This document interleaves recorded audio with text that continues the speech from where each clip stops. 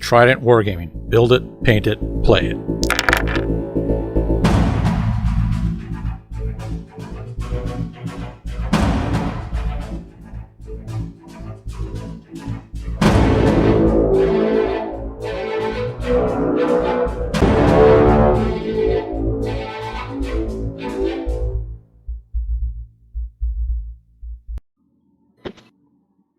All right, hello, we are back, and we are going to be dropping primarily a 40K episode today.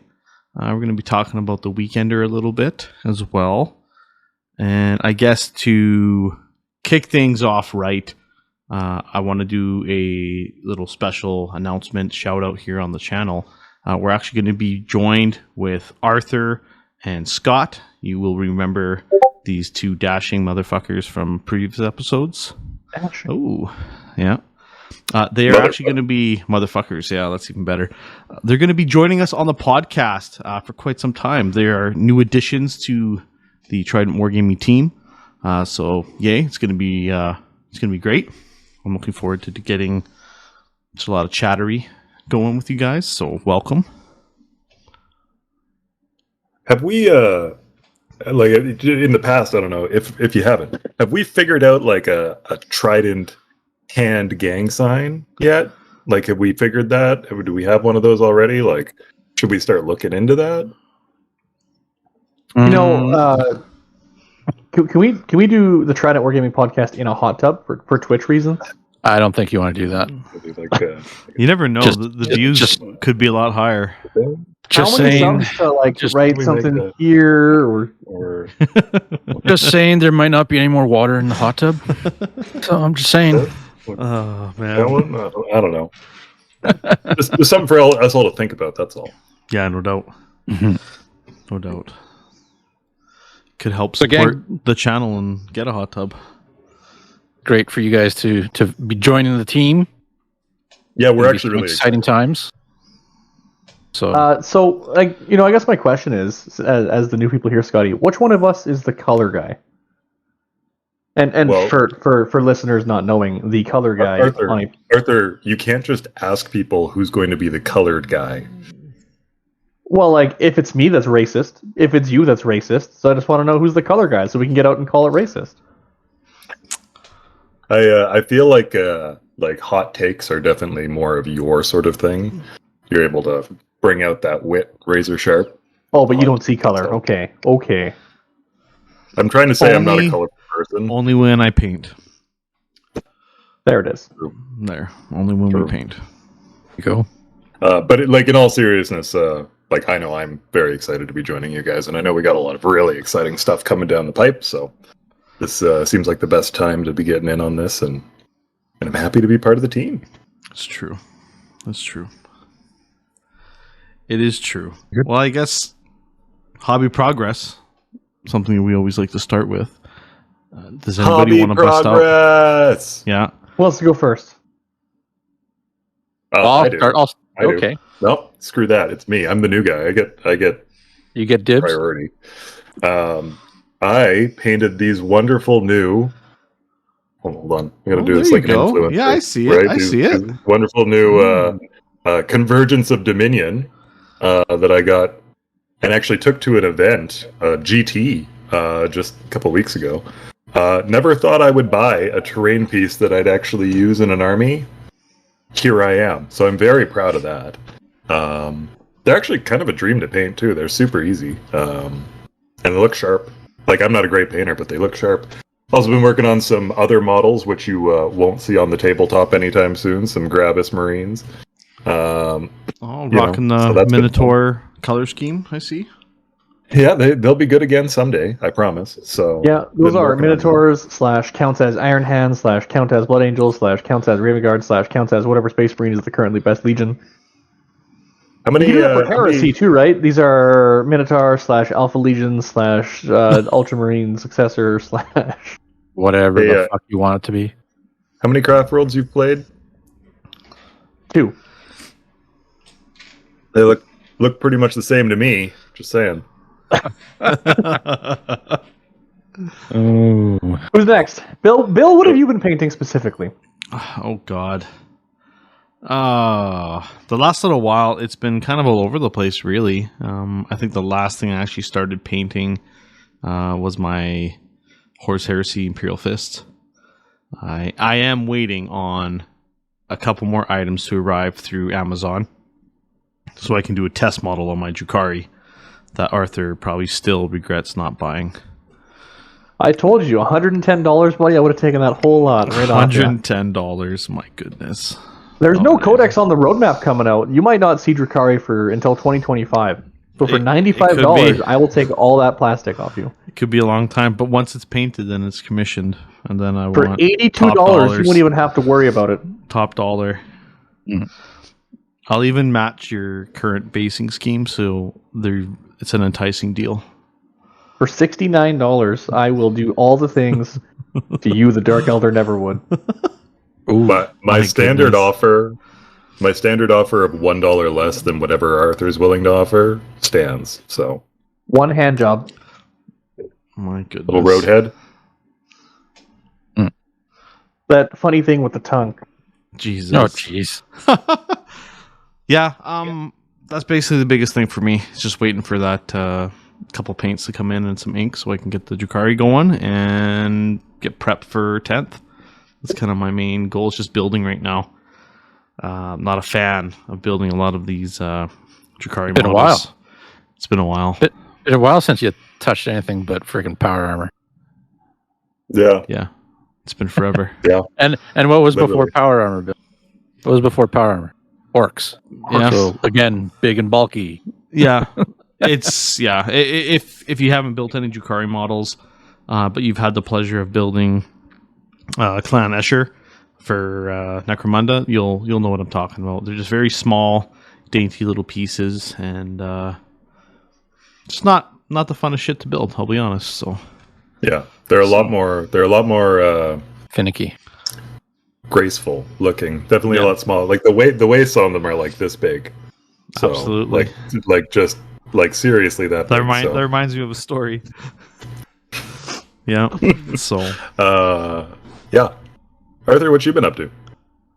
You know what? I went to Adepticon. We talked about that on, I think, one of the last episodes. And I walked that hall, the exhibition hall, a million times, just looking for something to buy. I wanted to go home with something.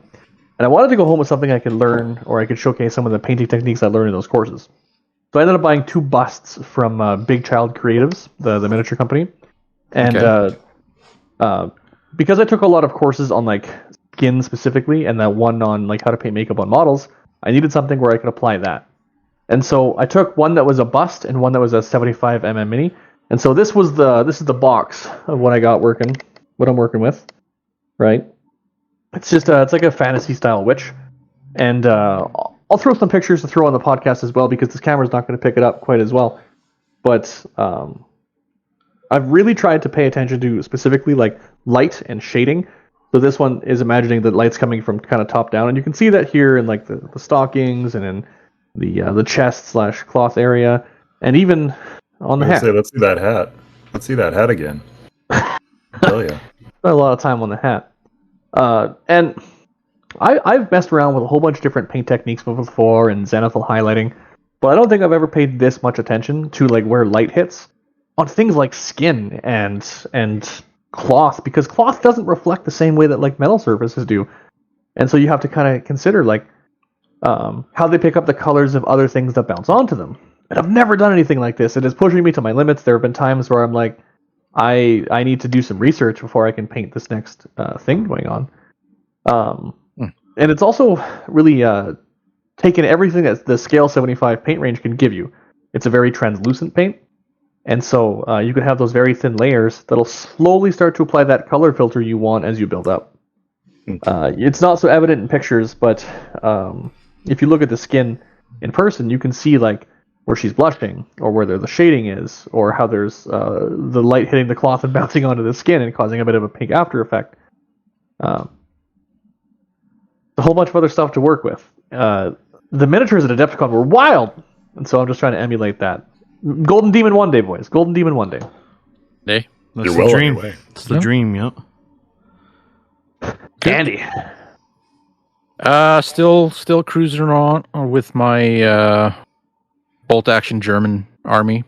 So just put some color on that bad boy, my Panzer III, and probably can't see it, but you can see maybe a little bit. Guys on the just listening to us, you won't be able to see it, but trying to do some chipping. Haven't really done that, so I figured this would be a good tank to do it on. And this will be pretty much, there's this and the 88 cannon, and I'll actually have that army complete. So probably another week's time, and I'll have it all done. Finish line that soon. Wow. Yeah. Can't Are you go wrong using with like the AK chipping stuff? Or No, there's- that's that. All that is just one of my Amazon brushes that the bristles have kind of curved a little bit.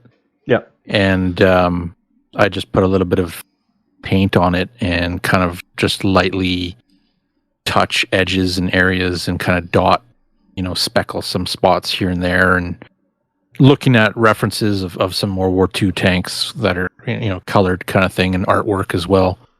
And then going from there. So just trying to match up colors as good as I can, plus having it match the actual infantry. Eventually this will get my AK wash, the streak and grime that I usually do. And then we go from there. So it's two units that are nice to play around with. A lot of surface area and edges for chipping. So yeah, I'm so far I'm pretty happy with it. Not going too crazy with where I'm putting all the chips and like the streaks and like the deflection of a gunshot kind of things. So yeah, I think it's bolt action specifically. The people who do bolt action and their videos have the best tutorials on how to do chipping out of all the miniatures I've seen. yeah. There's a lot of edge work too.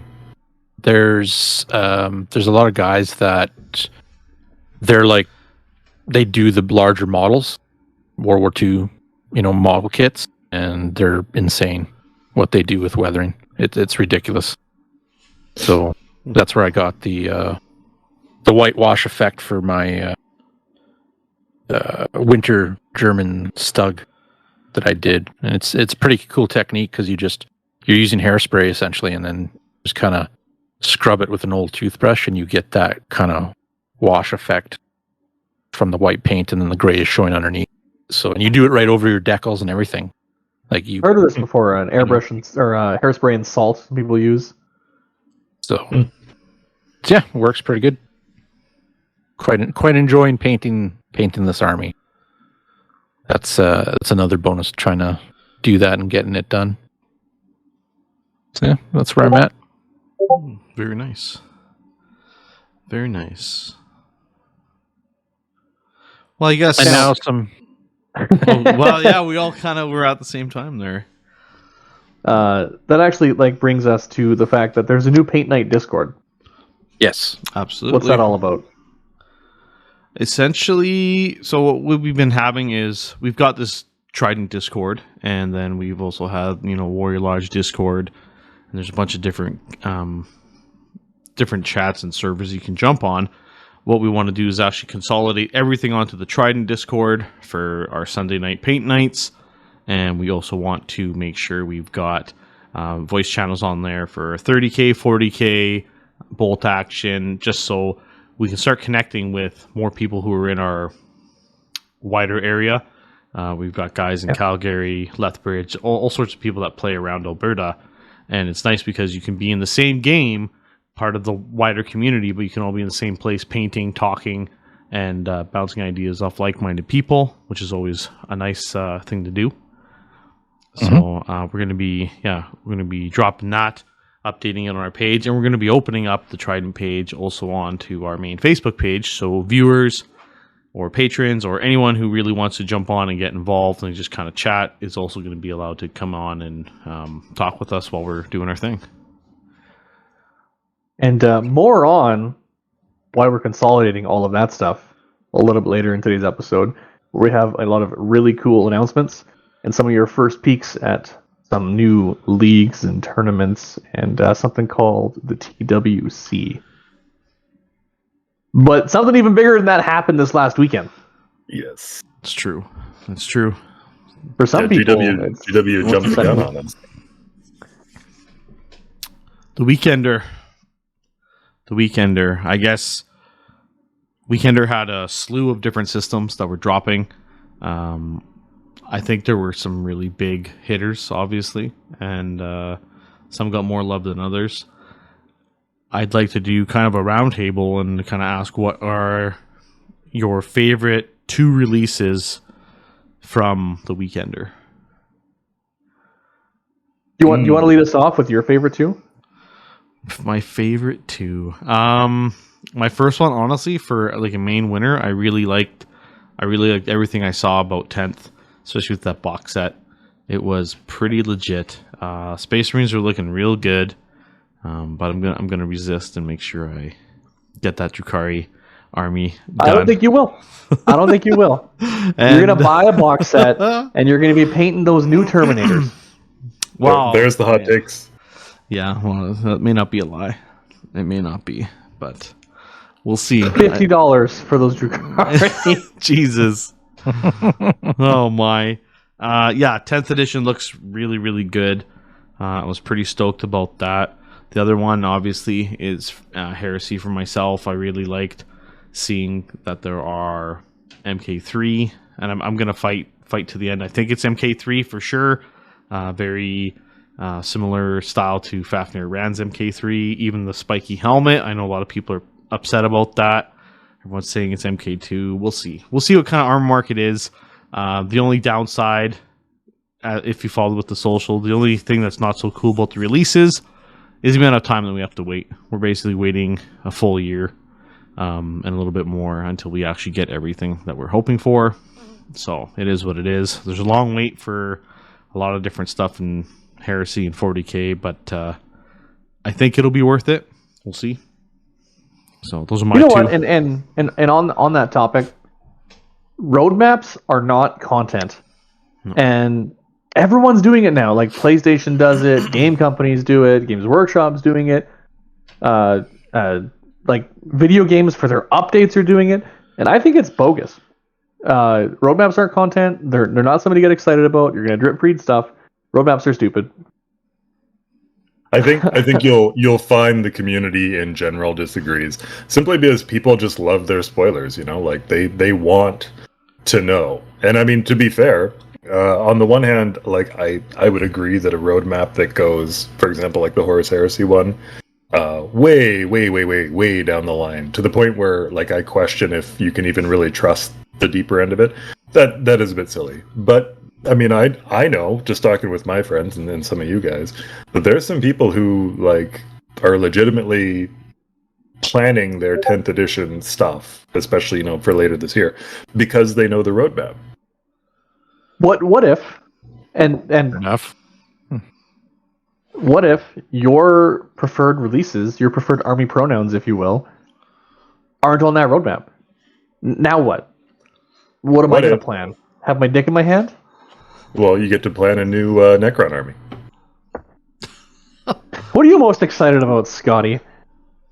The roadmap? From the weekend, the two things that grabbed me the most were, for one, the new Tyranids are like, I see a lot of people and I understand loving the new Space Marine stuff, the new Heresy stuff. To me, though, like, there was no competition. The new Tyranid models are wild. They are awesome. Is there one model in specific you think is just better than the others? You think is the most well done? You want to take home to show your parents and say, this is who I'm going to marry? Yeah, no doubt. No, I mean, I think some of the bigger Griblies are cooler than some of the Gaunts. Not to say the Gaunts look bad. I really like them as well, but for me, Tyranids were always, about the bigger monsters and stuff. So yeah, I love the looks of some of those, and also I think that they, at least from what I've seen, are filling kind of into that smaller monster hole that Tyranids have right now, which I think is really cool. So they were, for one, amazing. I also loved a lot of the 40k preview rules that we were seeing. Kind of a lot of them were coming kind of drip feed style out of a few channels and stuff that were doing them.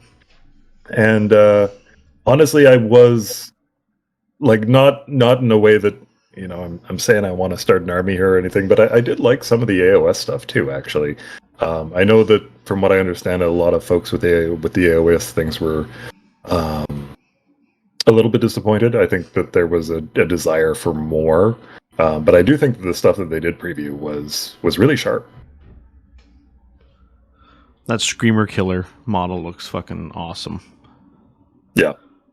Yep. Yeah, I noticed. Very I noticed retro-esque of the second edition kind of look. Yep.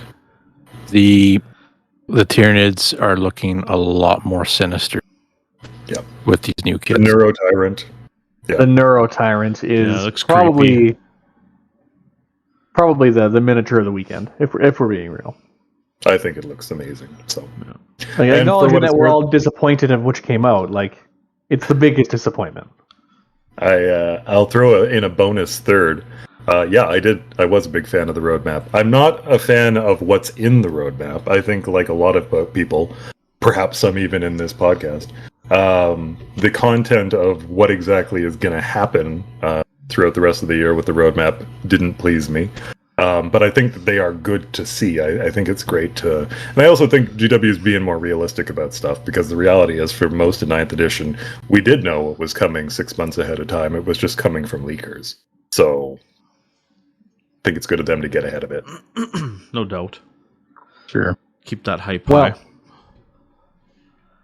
Well, one, hashtag roadmaps aren't content. Okay. But if I have to pick two things to be about, I can't just pick two, Bill, because I think this weekend was the worst Warhammer Fest. And I'm upset that you called me the hot take guy. I'm upset that I'm the color guy. But here it is. This was a disappointment of Warhammer Fest. Adepticon reveals were better. That cinematic trail at Adepticon was better than anything here. It was. The years previous Warhammer Fests had more reveals, better models. This was overall a disappointment. We see a box set that we already kind of knew what was in it, right? And while there's a bit more detail here, like, it's not a new announcement. And then what else was there? Some Age of Sigmar models. They featured a lot of models, Yeah, there was a lot of models. Yeah. right? I think that this sounds so stupid. GW is going so far into some of these other games like Underworlds and Kill Team and Shadow whatever Vaults, and that's taking up precious release time from their games that people actually care about. Like, why am I getting an equal amount of release for these side events that people are buying those models for their larger games like Age of Sigmar and 40k? And why is there no Battlefleet Gothic? You'll just have to I was settle about for to- Epic, I guess. Yeah. If I have was to about pick to- two things. Sorry, go ahead. You were about to. Yeah, I was gonna say I was gonna ask. Okay, hypothetically speaking, and I kind of agree. I think that this Warhammer Fest, I don't think it was the worst, but it definitely, it wasn't as big of a hullabaloo as some events. You know me, I'm usually pretty pessimistic about GW events and GW, releases and stuff. However, had the roadmap, for example, said, I don't know, let's just pick a random army. Eldar for October. It would have been the And greatest there- Warhammer Fest of all time. And there had been an announcement. There had been an announcement for a new Battlefleet Gothic game Oh, for my like God. December. Stop, Then I can only get what- so erect. But Yeah. everything else was the same. Everything else was the same. Then how would you feel about this Warhammer Fest? Well, I have to say disappointed because this is Warhammer Fest is shitty. But the thing about a new Eldar being on the roadmap is we know we're going to get the second half of those unreleased boxes that we know are out there. Two models that I think they killed it this weekend are, number one, the Free Guild Cities of Sigmar stuff. Yeah. Age of Sigmar has never really had that old Empire line, and that Empire line had to be one of their top three lines. People loved Empire. yeah. And they've kind of like let them fall wayside. And I do think that they're milking and drawing out this release schedule too long, like they did with Seraphon. So there's that. But these horses that are coming out, the cavalry, they're gorgeous. These are some of the best cavalry GW has ever produced. Like they're awesome. And Age of Sigmar has been dropping some pretty good miniatures of late. I'm still not going to play it. I'm not. But you might want to paint it. If I like, maybe. Yeah.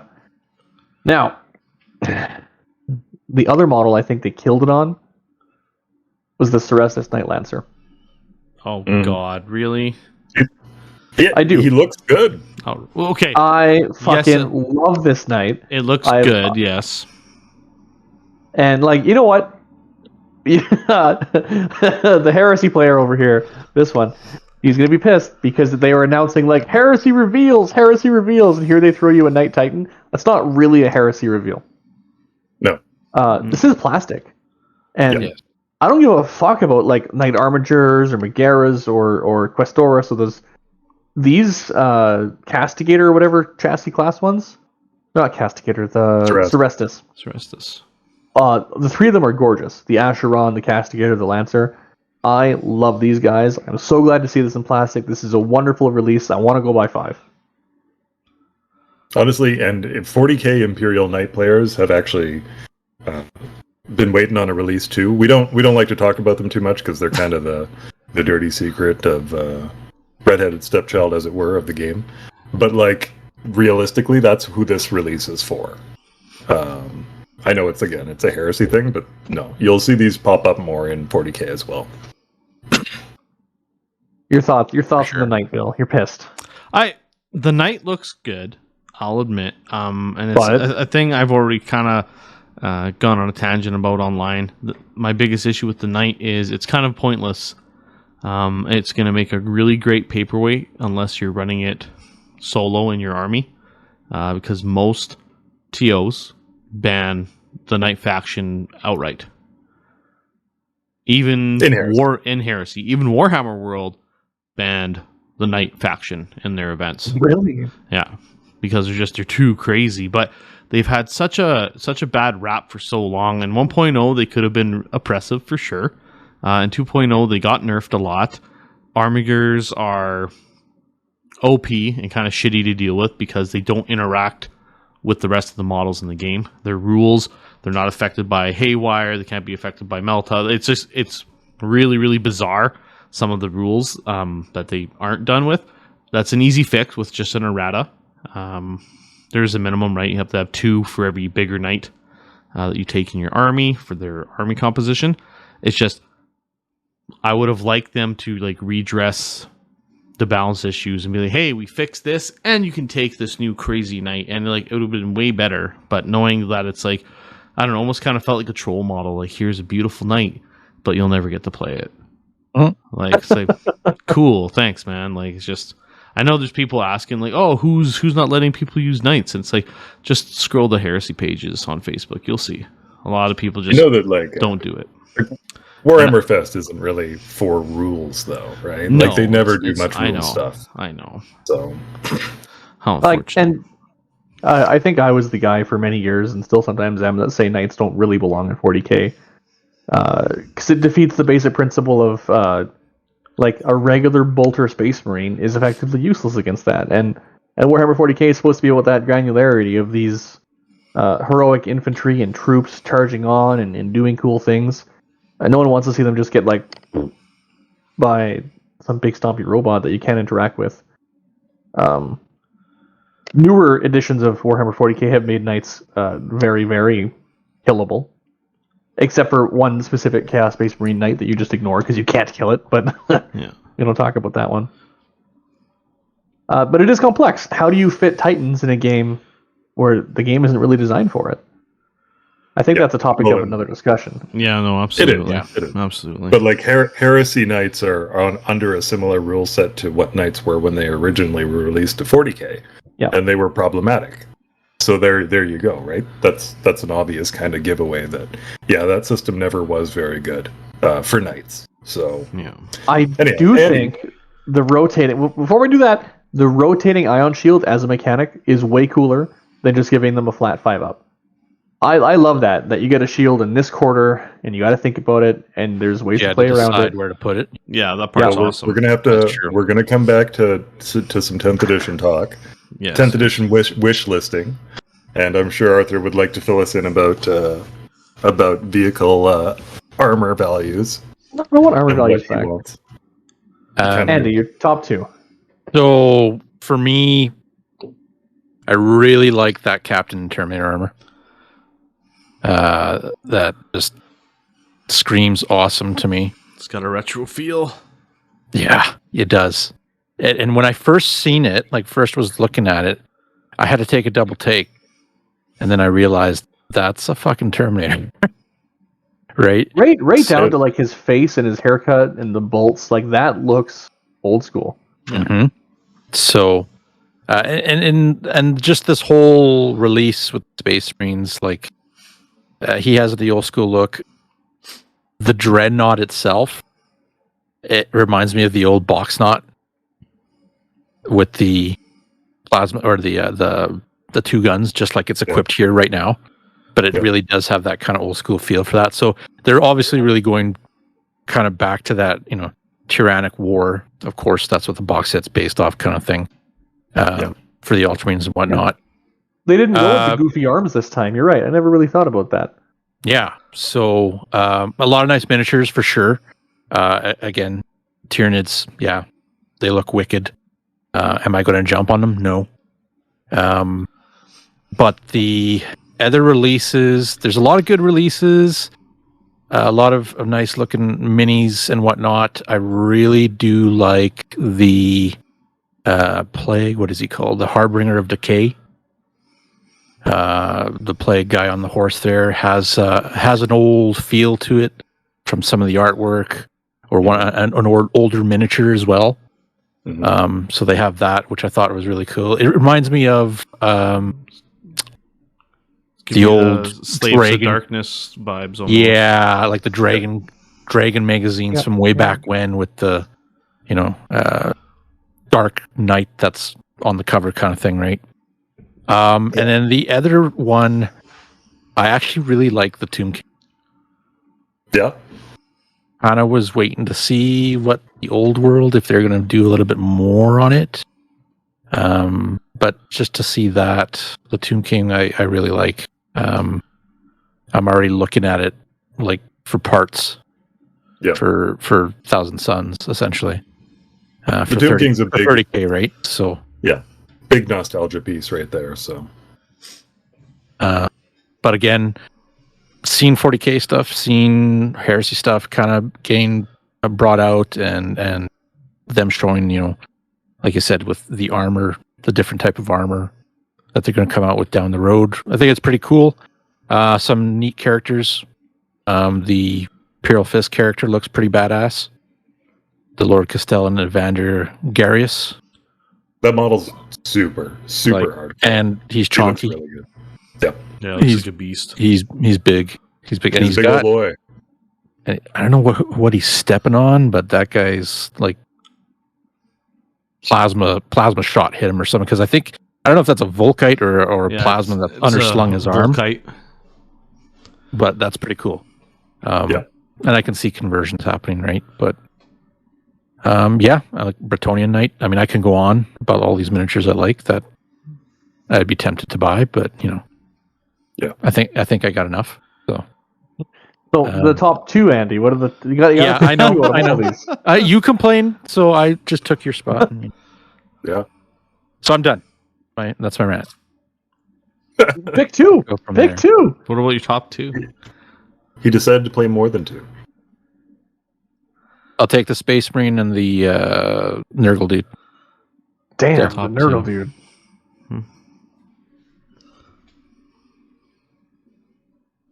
So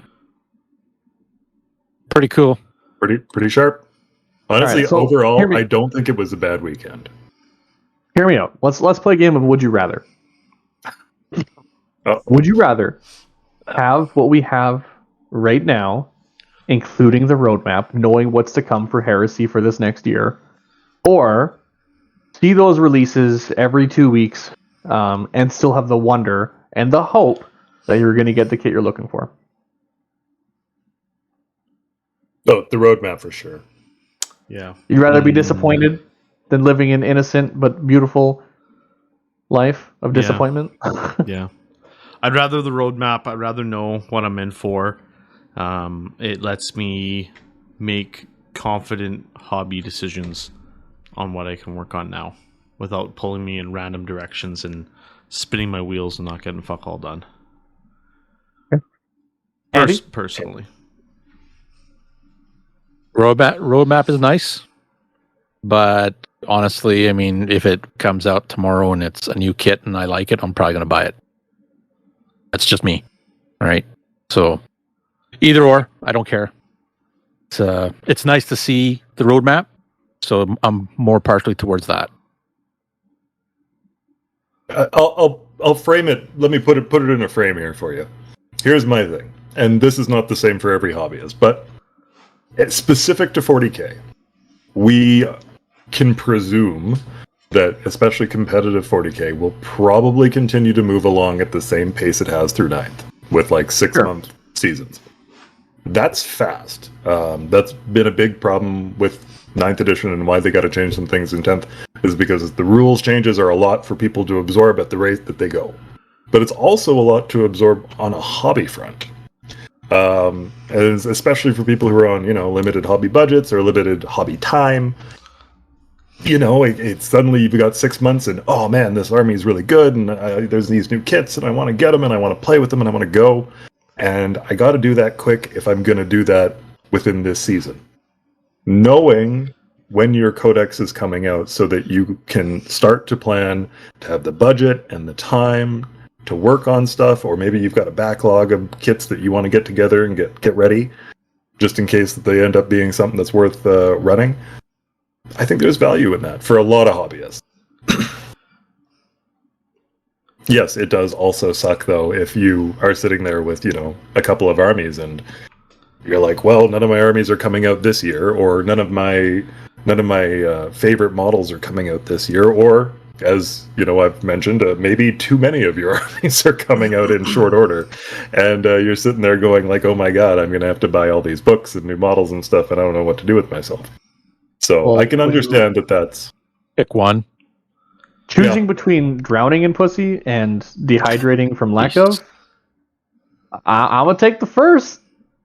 Yeah, that's fair. That's fair. It But does here kind I of feel am. like... Here I am, dehydrating, with no Eldar waifus in sight. It kind of feels like you're just getting dicked, though, instead, Just feels At least you're like getting something. dicked. Beggars can't be choosers, Arthur. I always play Space Marines. You know what? Well, GW might be disappointing some of us for the rest of the year. Trident Wargaming is not. And we got some really exciting stuff in the pipeline. 100%. So I think maybe Scotty will walk us through a roadmap of the things that are coming up ahead and some of the more exciting things. Yeah, well, I will absolutely take you guys through a roadmap of what we've got planned. But I think that the guy, obviously, who should be doing the announcements here is Bill, for sure. So, Bill, drop it like it's hot. Well, with that announcement of the TWC, that's the Trident Wargaming Circuit, we're going to be kicking into a lot of different things. We talked over the weekend about how the best way to actually bring this towards you as players and I guess event goers alike, league players, everything. So we're starting off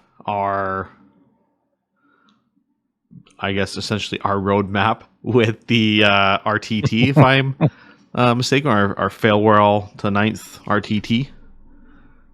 Right? That's June 4th. That's right. June 4th. We're saying we're sending off a love letter to 9th edition for all the things we loved and hated about it in the form of a Rogue Trader tournament. Absolutely.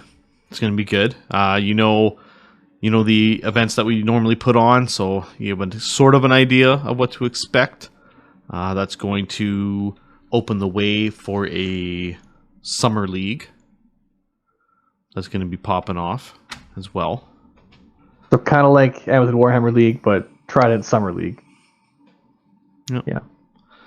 Yeah. And what are tickets going on sale for these?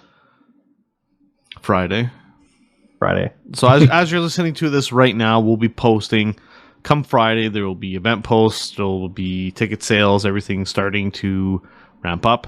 We want to hit this particular time, this opportunity, really hard. We really want to get our schedule out there for the good portion of the year, so everyone kind of knows what to expect and what they're actually going to be getting.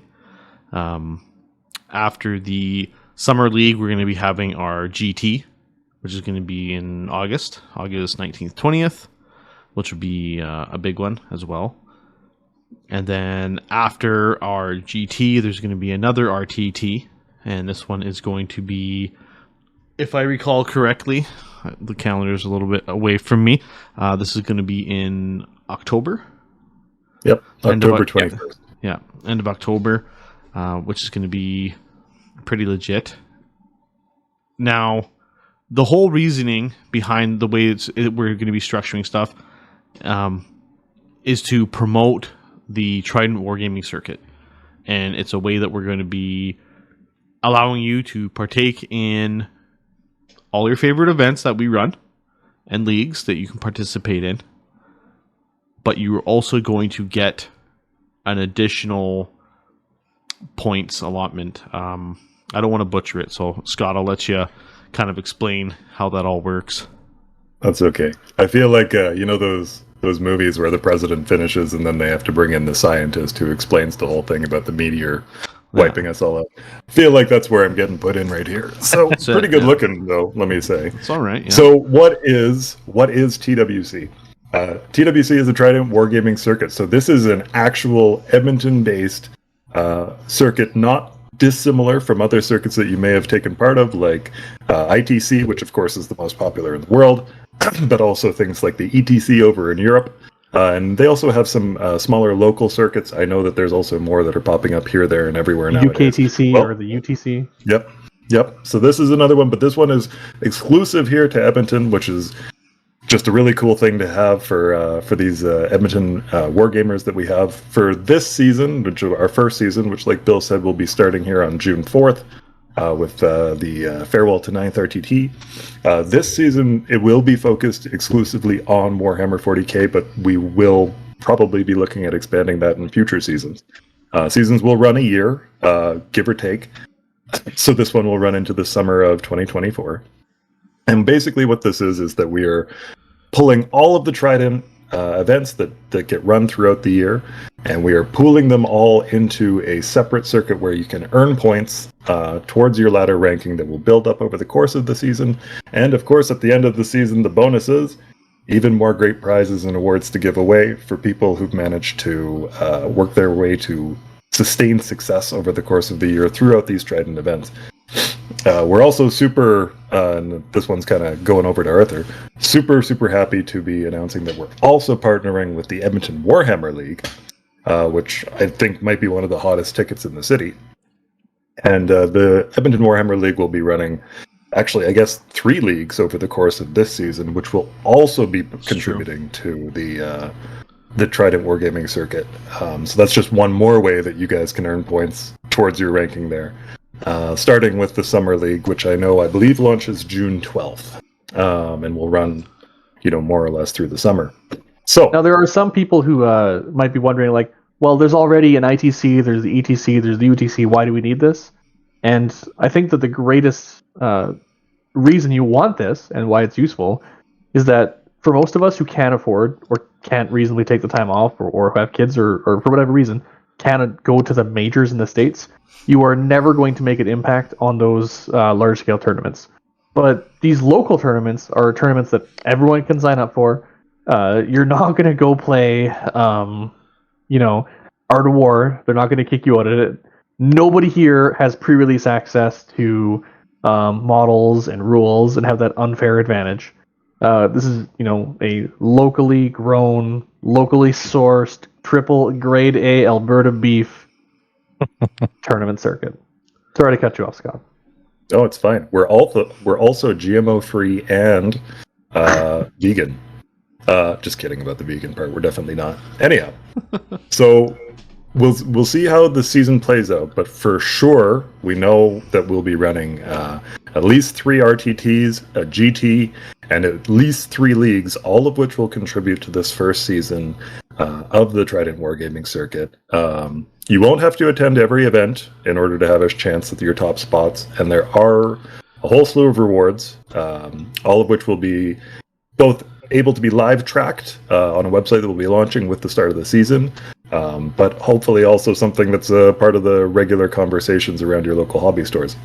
And on top of all that, kind of the best part about it, it's free. This is not a paid program. This is not something that people have to sign up for. Just attending Trident events and Trident leagues will get you in with no extra hassle on your guys' part. This is just, as Arthur says, a way that we can kind of have a local circuit that players who, are never really going to get a chance to embrace the bigger ETC, ITC kind of networks will get a chance to, have a local competition and see how things go. So we're hoping to generate a lot of hype for that, and of course there will be, like I said, a website up that will provide you guys with lots more details. I know by the end of the week we're looking to get some players packs out, as well as some more information. We're going to be super transparent about virtually everything involved in here, including right down to the formula by which you gain points. So anybody who wants to take deep dives, you're going to be more than welcome to. And furthermore, I'm sure we're all going to be available and happy to talk about it. So, love talking about TWC. Absolutely. We absolutely do. So, but yeah, this is super exciting. And as far as I know, this is not the type of thing that's ever been run in Alberta, let alone Edmonton before. So this is new ground. So, and saying that, I think with even myself included, because I haven't really been into the 40K scene the last fair bit. But he's 40K curious. This is, I think this is a great opportunity for anybody who is interested in getting back into the 40K scene, especially with 10th edition coming out. A lot of veteran players out there that are willing to take the time to get you going, teaching you the ways. And it's going to be a great learning experience. I'm sure these 3 fine chaps are going to kick my ass every time. But I'm gonna give her my all and keep trying to prove and play the game. And I'll make sure they buy me a few beers as we're doing it. But yeah, just the hype alone around all this, especially here locally, and then with these guys putting in that hard work and setting stuff up, I think it's going to be really great times here locally and surrounding areas. We're hoping to have more people come in, partake in the events and just grow the hype and actually make something really big, about it, which I can already see stuff is already happening, which is great. So, we are always appreciative of the player base and the communities, like you're right at that starting line, just jumping on events and jumping in with us and making things great. So, props to you guys as well. Props to the crew as well for putting in the time and effort and thought process and everything as well. So, as a guy who's just kind of coming back into the fold, it's going to be fucking awesome. So, I legitimately don't think that there probably has ever been as good of a time to be jumping into 40K as there will be this summer and the coming fall. Both between the 10th edition stuff, the Trident stuff, which is just going to be popping off. Like I said, we got by October, we're already talking about 3 more events, 2 RTTs and a GT, as well as 2 leagues that'll be running here locally. All also a part of this Trident Wargaming Circuit, and it only gets better from there. So even if your codex is not launching this fall, we got all sorts of good stuff coming your way. Roadmaps make great content. It's true. It's true. God damn it! Just don't worry, Andy. Just wait till you get to play Arthur your first time. He'll probably clock you. It'll be an experience. Sure. Oh yeah. You know what? I'd like to point out right now, Andy is undefeated against me in all the games we've ever played. I'd also like to point out that he was playing with knights. At the Heresy event? Maybe they should be banned. He's too Maybe. powerful. Yeah. Yeah. Um, Knights and so doubles. before we OP. leave off, Hey, man, gotta do what you gotta do. Before we leave off on that, I know Bill will probably include a bunch of links actually in this video to some of the stuff we're talking about. Because it'll be launching, like I said, end of the week here. But the main ones to be on top of are that we do have this June 4th RTT that's coming up. So heads up, those tickets will go on sale right away. We do not expect that they will last long, so Probably not. No. be aware. And same thing for the Summer League, which, like I said, come in June 12th. Summer League's only six rounds. It'll be 12 weeks. It should finish right at the end or right at the start of September. So this Summer League's going to be a blast. Obviously, getting into 10th edition as well. Now, correct me if I'm those- wrong. There's a prize for most beer drank.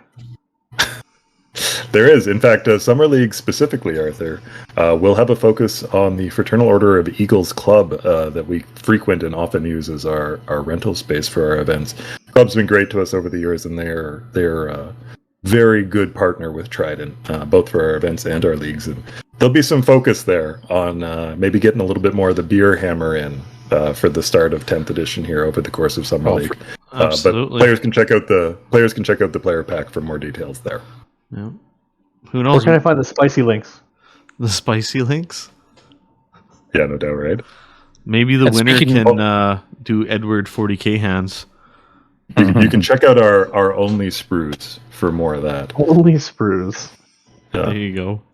And speaking of foe, for guys who are interested in coming down and playing, like you said, like for pickup games and whatnot, your game days are Thursday nights, They are. right? They And I'm sure we can put a link up with the location. Yep. You guys come down, have a brew with us, have a game. By all Yep, means. Trident will be hosting community gaming every single Thursday night at the Fraternal Order of Eagles Club in St. Albert. Like Andy said, we'll make sure you got a link to find the place. Gaming starts usually 4 or 5 o'clock, and it is not limited to 40k at all. We do all sorts of tabletop stuff. So we'll get you hooked up with the Facebook page, and you can join in there, and you're welcome to come down, just have some casual gaming night with us literally any week on Thursdays. Yeah, it's a good show. It's a good time. So definitely, we'll definitely throw links in the description for it, though. Absolutely. So One thing, of course, that we've already mentioned that a lot of this is tied to, of course, is the launch of 10th edition for 40k, which probably is the big talking point, I think, in most circles right now, even beyond the furor over the Cerastus Knight Lancer. So I know that as a 40k guy, this is the biggest thing in the world to me. But I assume you guys have some pretty good hot takes about the rumors and the teasers and the stuff that you guys have seen, and I would love to hear about it. So, let's start with Arthur here, since he's chomping at the bit. Let's actually. I'd like to hear what Andy has to say, because Andy is the only one here who isn't currently actively playing Warhammer 40k.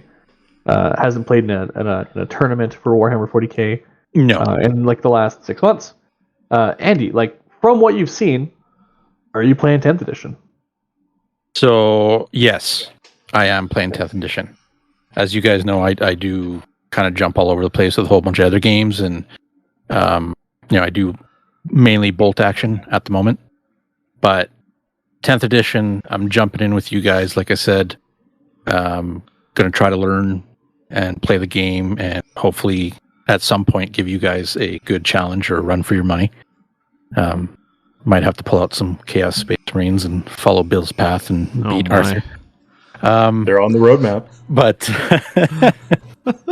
from all the little community highlights and stuff that they've been showing, just with a lot of the changes by the looks of it and updates to units, to the cards, to the characteristic traits, and even like the vehicles, it's looking really, and even to like the cover, the terrain and stuff like that. Mm-hmm. It's looking pretty refined, Mm-hmm. which I'm liking, and I'm also actually seeing a lot of stuff. It's very similar across, I think, a lot of other gaming systems as well. So it's to me, it's like today I kind of just went and reviewed kind of a few things and checked some stuff out. I'm liking what I see. So it's going to be interesting to bust out the Chaos Demons. I got an army that's painted that's been sitting on the showcase since I think beginning of 8th, maybe, Bill. So something like that. So bust them out, play, get games, come down on Thursdays, come out more often. So yeah, definitely jumping in. And of course, you guys, you always hear with communities and guys that you play, and some guys him and haw, some guys you're kind of like, yeah, I'm done with 40K. But I think this is going to draw a lot of players back into 40K as well. Not that like 40K needs it, because it's explosive. 40K is explosive. If you're looking for a game where you're not worried about going into a game with a list that you built that you think is good, that you know how to play, and you play hard, you're going to get the same thing on the other side, right? You don't have to worry about. I'm not saying you're going to go into a game and be that asshat, but if you're, well, you can be if you want. You can, but I mean, if you're building good, that's the thing, is you can make, with all these communities and with all these big shows like LVO and whatever, you can make teams. You can have teams and play, and then you have our circuit, stuff like that. It just, from what I've seen and from what I've seen with the players in the local communities, I haven't really seen like a lot of issues with 40K players. And that's the beautiful thing. Is they just met Arthur? They're coming out, and Arthur who? They're just coming out and playing and seeming to have a good time. And like, I've seen you two play, and it's like, it's an intense game. I don't know what the fuck you guys are doing, but it's an intense game, right? To be fair, we don't either. And that's pretty cool, because there's another tactical side of it. There's a little bit more to it than what people might just see on the outside, kind of, right? So I have seen a lot of positivity among the kind of the casual or infrequent 40K players, and as well as the kind of the lapsed 40K players. I have seen a lot of positivity about 10th edition, and I too am also optimistic about fixing the things that are problematic with the game. I do like how they are changing some things where they're like psychic powers are more of activated in different parts of the game and phases. I like that they're putting back leaders into units.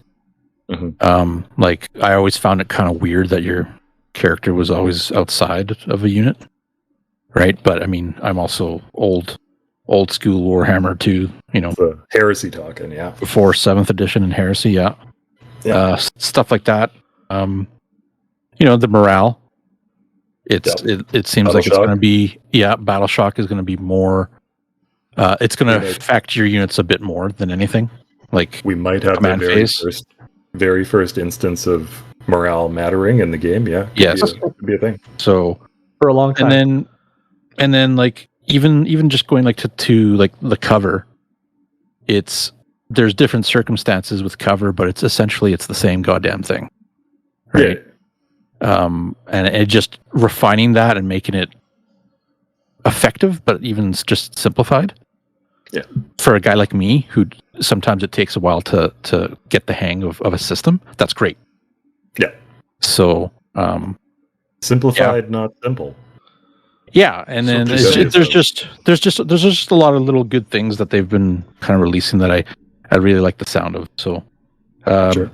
Long rant, short, I think. Yes, I'm jumping in. So I'm going to summon my demons. Going to play my Tzainch while working on some Nurgle demons. I don't care. My book's not coming out till whenever. I'm still going to play. Still going to learn the game. Just run with it. Just run with it. Right. That hurts, man. That hurts. So, just saying. I mean, you want to play? We play. Yeah, but I want to win. Uh-huh. And not because I'm a better player, because my shit's just arbitrarily better. I want to farm the tiers of people who hate Eldar. Have an index slap fight. It'll be great. Actually, I'm going to use my own community-based rules. And do you guys mind if I...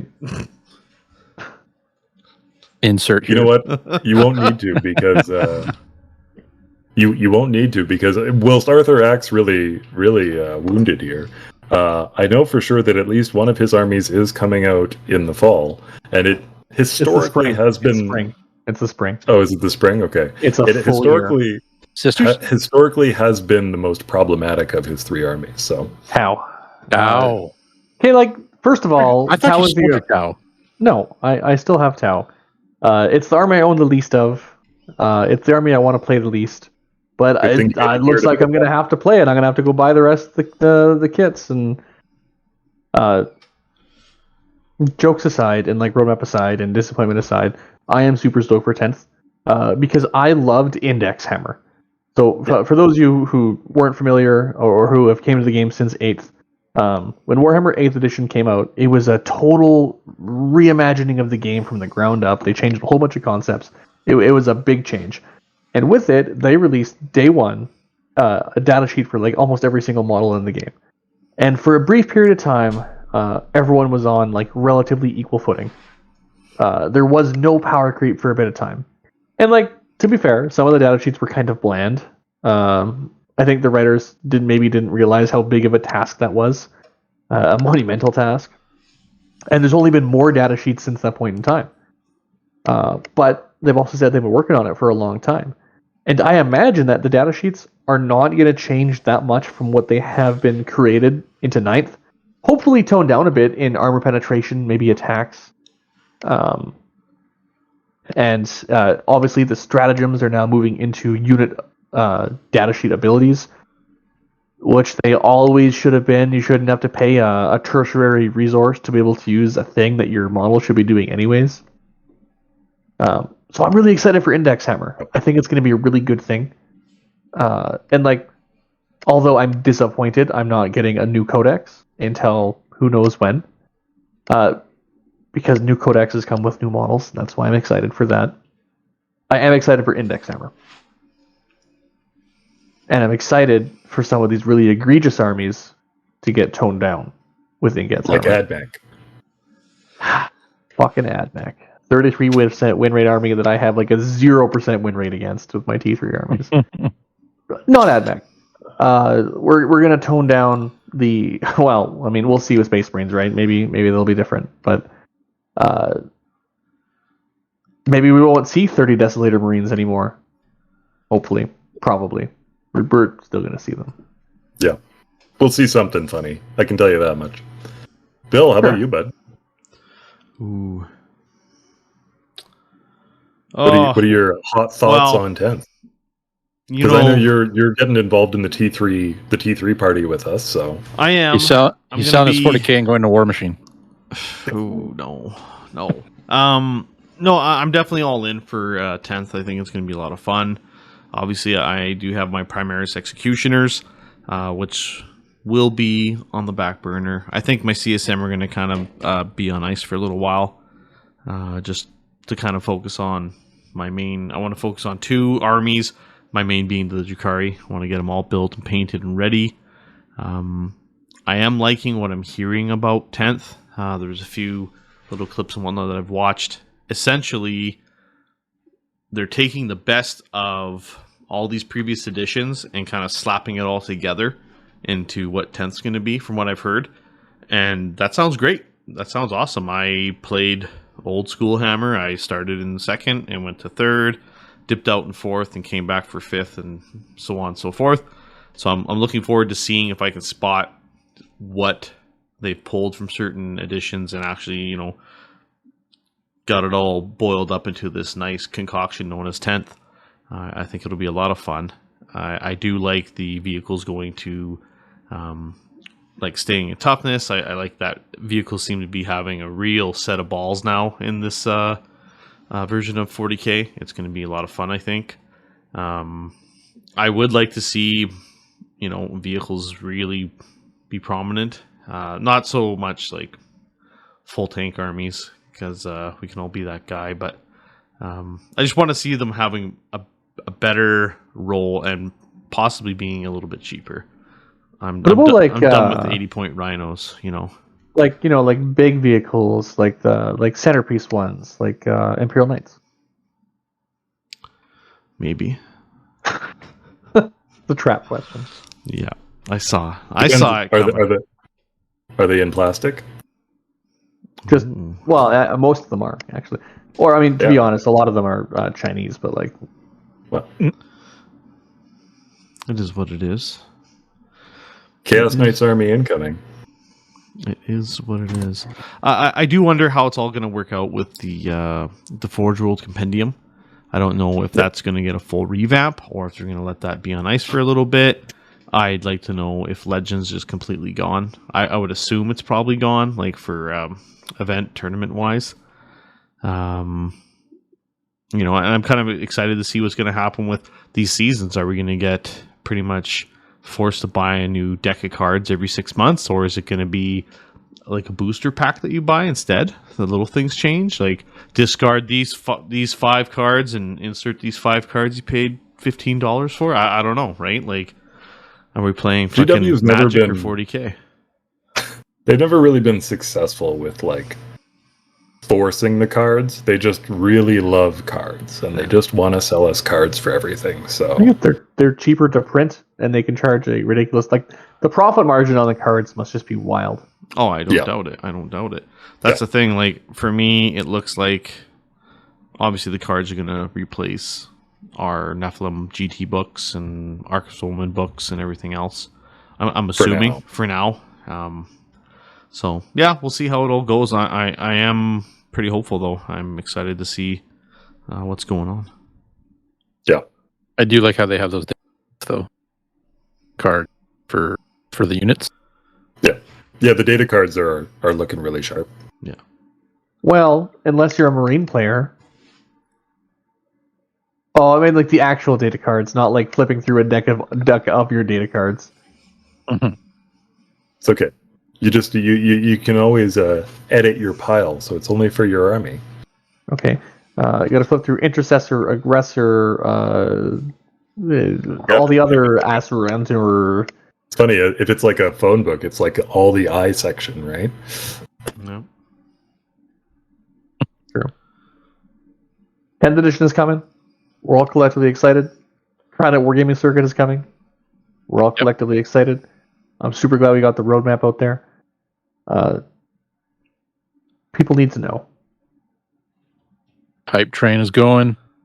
There's a lot of It is genuinely exciting. I think we're going to see a lot of really positive feedback on this sort of thing, and we're pretty thrilled to actually get this going and just kind of see where it takes us. So, and obviously with the circuit in place, that's just a great spot for us to be able to explore the new kinds of events and leagues that we want to be trying out and getting the community involved with. So. And you know what I would love? I would love you to, if you're listening to this podcast, to come down to the Fraternal Order of Eagles this Thursday night, or any Thursday night for our Trident Wargaming. Tell me you listen to the podcast, I'll buy you a beer. And tell me what you're most excited for. What are your 2 most favorite reveals from this last week? What are the things you're most excited about in 10th? And if you are also not on the roadmap, we can share a beer together and talk about how do you feel about roadmaps? A mutual support beer. Yeah. Are you a night player? How do you feel about Plastic Knights? I'm gonna have to be if I don't get my other stuff. I'll tell you what. I'll lend you one of my armies. It's going to be weird. You won't be able to win painting awards with them, but you can have one of mine. I'm going to have too much going on anyway. You get to pick. I want the one that you want the most. Okay. I'll have to let you know. I'll get back to you on that. Yeah. What are you most excited to play? That's the one I want to play.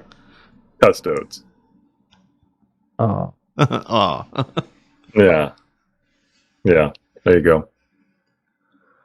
Final thoughts, Mr. Bill. Final thoughts, honestly. Lots of excitement, lots of things coming down the pipe. The TWC is going to be pretty legit, I think. It's just another way for us to be where we want to be. We want to be running events. We want to be smack dab in the middle of the community.